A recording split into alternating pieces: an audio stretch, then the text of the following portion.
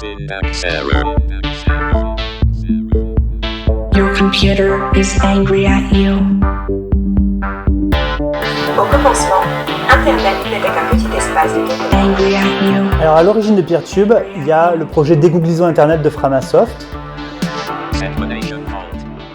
Dans les personnes qui bossent sur Peertube, la première personne c'est Chocobuzz. Peertube c'est le bébé de Chocobuzz qui au départ l'a développé pendant 2 ans. Sur Peertube, il y a plein de monde qui contribue. Il y a Marie-Cécile Godwin, elle travaille beaucoup le design d'expérience utilisateur et notamment comprendre les systèmes, comment est-ce qu'ils fonctionnent et leur influence sur les gens. Et c'est ça qu'elle essaye d'apporter à Peertube. Un des contributeurs en code de Peertube, c'est Rigel, qui très vite s'est enthousiasmé pour ce projet et a commencé à la fois à le présenter dans des conférences et tout ça, et puis à apporter du code. Et c'est comme ça qu'on s'est connus et d'un coup de fil en aiguille, il est devenu membre de Framasoft. Il y a David Révois qui a pas mal travaillé, notamment sur l'illustration autour de Peertube et qui a notamment offert la mascotte de Peertube qui s'appelle Sepia et qui est un petit poulpe qui représente Peertube. Comment faire pour décentraliser YouTube? Et on cherchait, on buvait des coups après le FOSDEM en se demandant qu'est-ce qu'on va faire, est-ce qu'on va pas utiliser Popcorn Time, tu sais ce truc, ce logiciel libre utilisé pour pirater des vidéos et tout ça? On savait pas. Et un jour, il y a quelqu'un qui nous a parlé de Chocobuzz, qui était un développeur de logiciels libres et qui, sur son temps libre, avait ce projet Peertube, qui était une plateforme de diffusion de vidéos, mais décentralisée et fédérée. Bonjour, bienvenue chez moi. Je m'appelle David Revois et je suis un artiste illustrateur qui utilise des logiciels libres depuis 2010 et j'ai illustré la campagne de Contributopia de Framasoft. D'ailleurs, on va rejoindre Pouillou parce qu'on a du travail à faire sur Peertube. Salut Pouillou. Ouais. Attends, je retiens mes choses. Ouais, je donc pense que... sur le 3, tu sais, genre un V de victoire, mais avec 3. Ouais. Sachant que pour faire un V, faut que Yel utilise 3 tentacules. On va dire, on change le logo de Peertube légèrement, c'est-à-dire que le Peer va être en italique et il y aura Peertube avec un petit V3 en exposant. Et sachant qu'il y a 3 triangles. Alors comment tu exprimes de qu'est-ce qu'il veut dire ce 3 ? À la fois, tu vois, le système de plugin, le fait de vraiment l'avoir mieux travaillé, mieux refondu, ça permet en fait à faciliter vraiment la contribution. Il n'y a plus besoin de se fader tout le code core en mode montgolfière et partir plus sur des questions de steampunk ou 3 ballons. Je te dis n'importe quoi, je suis en train de... Regarde. Moi, ça me dit tout l'univers de la montgolfière, ça c'est quelque chose que j'adore parce que j'ai eu la chance d'avoir une maman pilote de montgolfière. C'est vrai? Oui. Oh, mais c'est trop cool ça. Il y a un côté zen et silence aussi de la montgolfière que j'aime bien. Et puis, tu parlais de montagne, mais on peut faire une petite symbolique derrière, quoi. Et d'autant plus que du coup ça crée une dynamique dans ton... Ah, c'est cool.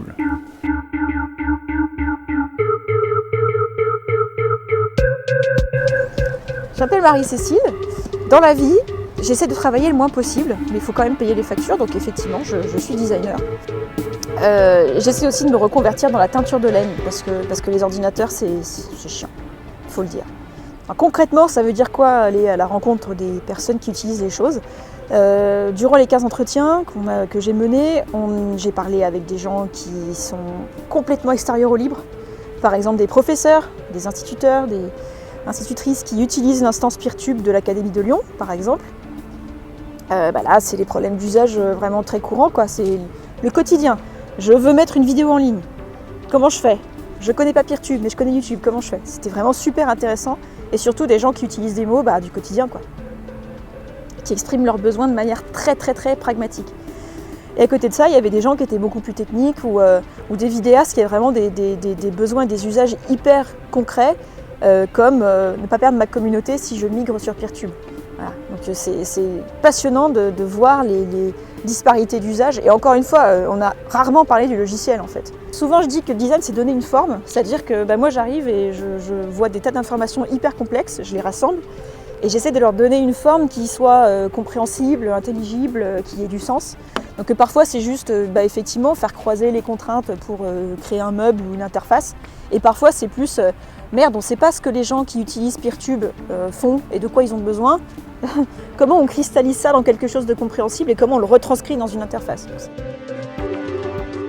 Quand on a commencé Peertube, tout le monde nous a dit « Oh, il faut absolument avoir la monétisation, les stats et le chat pour les youtubeurs, Mais on s'est dit, c'est pas qu'on n'aime pas les youtubeurs, moi-même j'ai été youtubeur, mais c'est juste la partie visible de l'iceberg des vidéos sur Internet. Finalement, qui partage des vidéos sur Internet à la base de cet iceberg? Il y a le prof qui veut partager ses cours, il y a le petit magasin en ligne de tricot qui te montre comment est-ce qu'on fait tel point pour te vendre ses laines, ses aiguilles.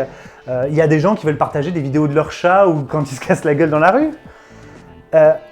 Et on s'est dit, si on commençait à faire un outil pour ces personnes-là, qui ont moins de besoins, et en plus, ça nous permet de faire un Peertube qui ne copie pas YouTube.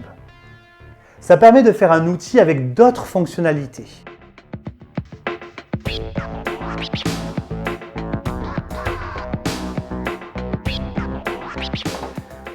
Bonjour, moi c'est Rigel.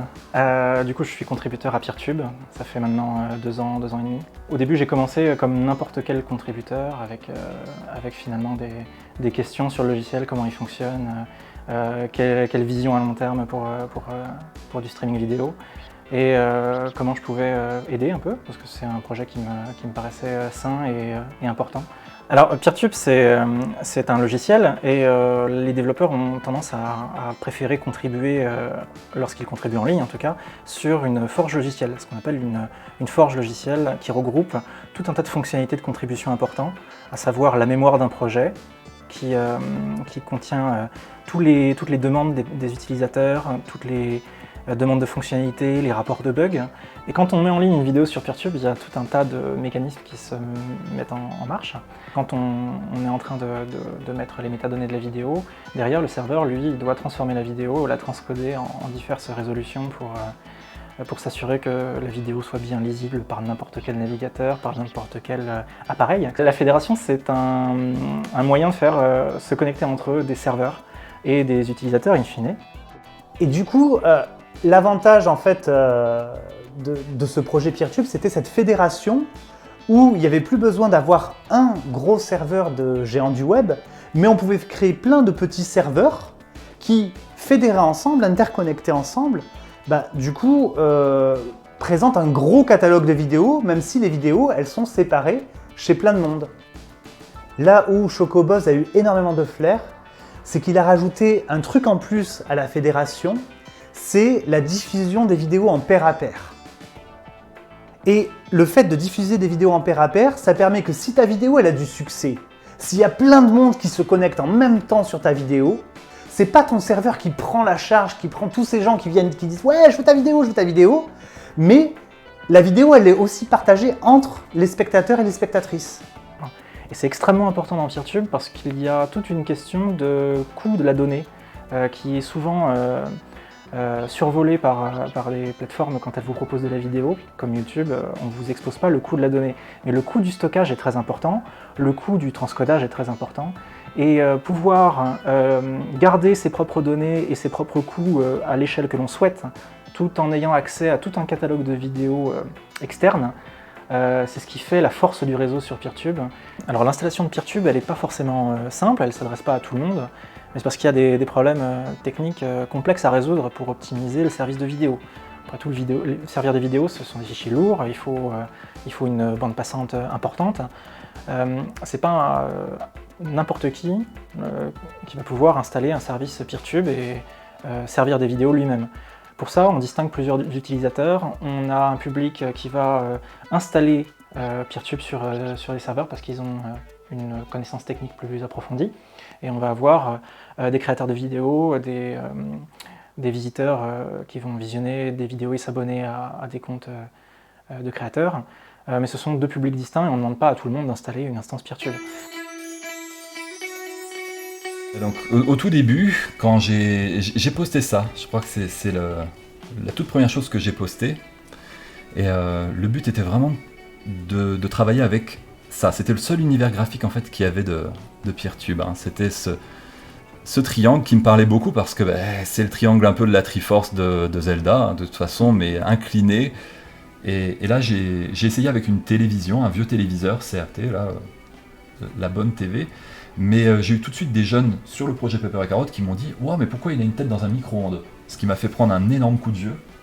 J'ai commencé en fait à simplement dessiner le logo et j'ai plugué simplement le petit poulpe en dessous. Et très vite, j'ai eu une silhouette qui était pas connue, qui était vraiment pour Peertube. Donc quand j'ai montré ce croquis-là sur le channel IRC, ça a été tout de suite accepté avec un grand taux de sympathie. Et puis pour le présenter un peu à la communauté, ce que j'ai dû faire, c'est que j'ai fait une version un peu plus propre, un peu plus marionnette, en vectoriel, c'est-à-dire il y a toutes les tentacules qui sont séparées, on peut bouger les yeux, on peut un peu l'articuler, et puis ça a été ça que j'ai publié au final. Ah, les GAFAM ne sont pas gratuits et c'est tout l'enjeu du truc. Je donne pas mal de cours dans des écoles de digital, innovation, trucs. C'est très intéressant de me confronter justement à la vision des étudiants et étudiantes des générations après moi, qui en fait ne voient pas du tout la gratuité comme une exploitation de leurs données. Pour eux, c'est juste ouais, on va te surveiller, ouais. Alors que non, c'est beaucoup plus pervasif, c'est beaucoup plus sur un temps très long, c'est de la surveillance, c'est de l'accumulation de données, c'est de la création de profils, c'est très invasif, très pervasif. Et un des problèmes du libre, c'est que pour contribuer, pour faire valoir sa voix ou ses opinions ou sa vision des choses ou ses usages, il faut passer par des filtres, il faut savoir publier sur GitHub, il faut avoir l'audace de créer un profil sur un forum. Enfin, même moi, la première fois que j'ai voulu contribuer au libre, juste faire un retour tout bête, il y a un gap énorme à passer, donc c'est compliqué. Donc il y a pas mal de voix qui ne sont pas entendues. Donc moi, mon boulot, c'est aussi d'aller chercher là où d'habitude les voix ne ressortent pas et de faire ressortir les usages qui sont jamais mis en avant. La différence avec des plateformes plus centralisées, c'est qu'elles se basent sur une économie de l'attention, où elles vont monétiser les vues, elles vont les monétiser notamment avec de la publicité, ce qui est le moyen le plus standard, et avec des interactions sur les diffusions en direct, ce qu'on appelle des super chats sur certaines plateformes. Et cette économie propre aux plateformes, elle est totalement découplée de Peertube parce qu'on a souhaité que Peertube reste une plateforme de streaming qui ne soit pas liée à un système de paiement, qui ne soit pas liée à un système de recommandation qui vient conforter cette monétisation. Et c'est probablement la raison principale de la formation de bulles sur d'autres plateformes, de bulles d'attention, parce qu'on cherche à proposer du contenu qui va faire rester le visiteur sur ces plateformes. Ce qui n'est pas le cas sur Peertube. On n'a pas un intérêt financier derrière à ce que la personne reste. Et on n'a donc pas un intérêt à lui suggérer des vidéos plus extrêmes. On n'a pas une économie de l'attention et tous ses travers. Avec l'arrivée du live dans la version 3, on va bénéficier encore plus de l'effet de levier apporté par le pair à pair que l'on utilise déjà lors du streaming de vidéos, puisque beaucoup de personnes seront en train de regarder le même segment, la même partie de la vidéo en même temps, et la pair à pair prendra alors tout son sens pour aider le serveur à diffuser des vidéos. Peertube est financé et maintenu par l'association Framasoft.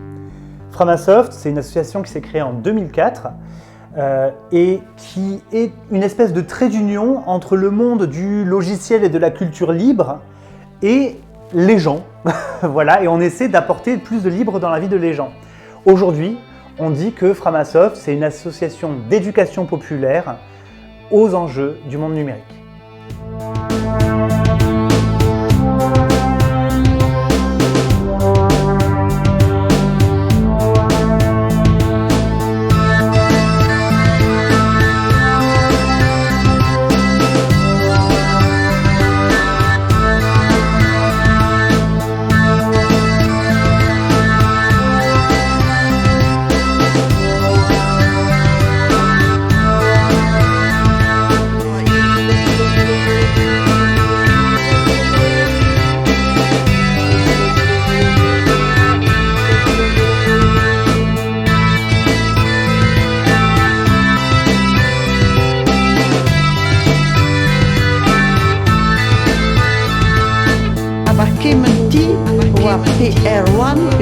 Betomenwa Yves. Erwan Betomenwa Yves.